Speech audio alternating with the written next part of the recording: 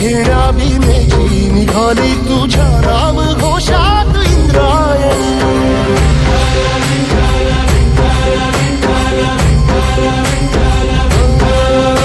भिडे आसमंती ध्वजा वैष्णवांची उभी पंढरी आज नानावली.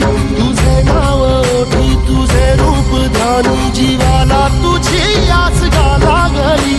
जगी बाप साऱ्या जगाचा परी तू आमालेकरांची विठू माऊली.